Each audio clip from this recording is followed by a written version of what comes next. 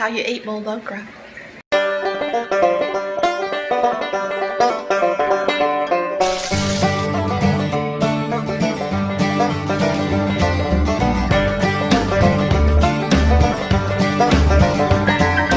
Hey y'all, it's Tammy, and we've got okra out of the garden. So today we're going to boil some okra.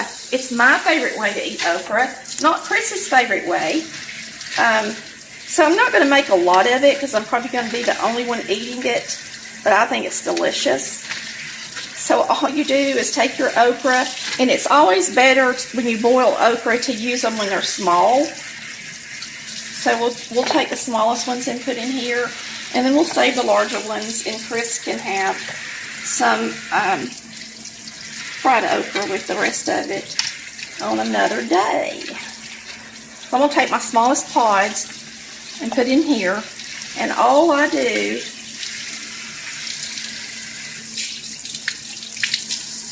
is put water in it,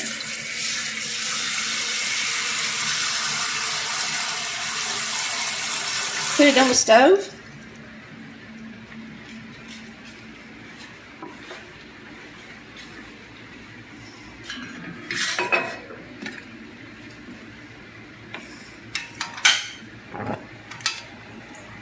and I bring it to a boil. I like to boil it until the okra changes color. It's going to turn darker, and so you're going to want it nice and done, and then it will actually, when you put it on the plate, start to separate out so that you can see the seeds in the okra. So the first thing I do is just put it on the stove top. I put a little bit of salt in it, and you can pepper it as well. So you're going to salt it, pepper it. It's so simple because all I do is salt it, pepper it, and use butter. But we'll put the butter in at the end, so we're going to cover it and bring it to a boil.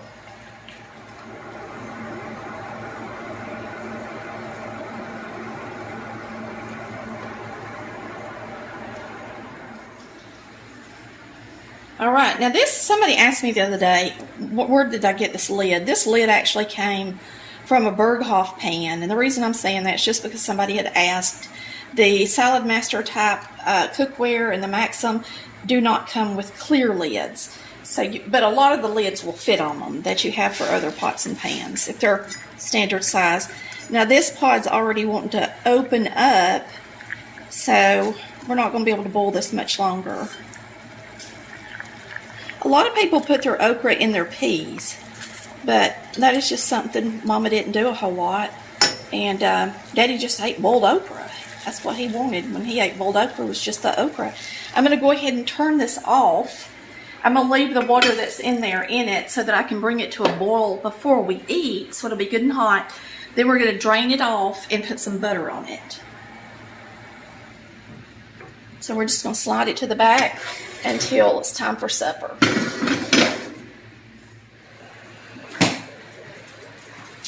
Alright, we're going to get out some butter. We're warming this okra back up, and then I'm going to drain it and throw some butter in there, and it's going to be delicious. If you want to know why I'm adding the butter, because it tastes good. That's why. People ask me a lot, why do you add oil to that? Or why do you do this? You know, and I do it because that's the way it tastes the best to me. Alright, I'm going to drain these off and taste them for y'all. I do it, drain all the water off of them. And I put them back on the stove top. I usually salt and pepper them again. And remember that the butter has salt in it as well if you use salted butter like I do. So I'll just use 2 pats of butter. It's plenty. And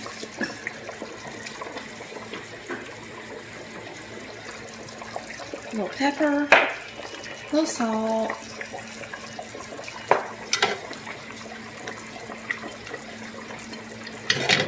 get that butter melted on them.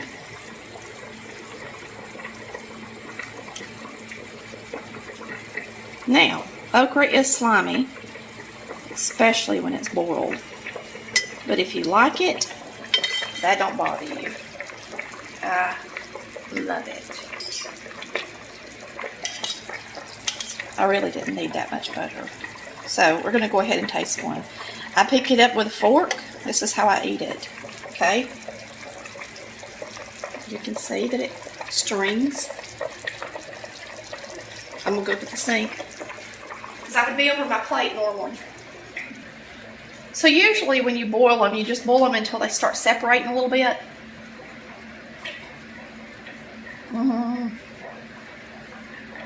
And the okra should be fresh, so when you bite it, it should just come right apart like that. Okay? If you get a tough piece from the garden, then it's going to just separate, and you're not going to be able to bite it.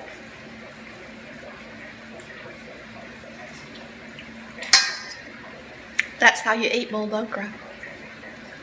Thanks for watching Collard Valley Cooks, where we cook and eat like Mama did. Bye, y'all. Love ya.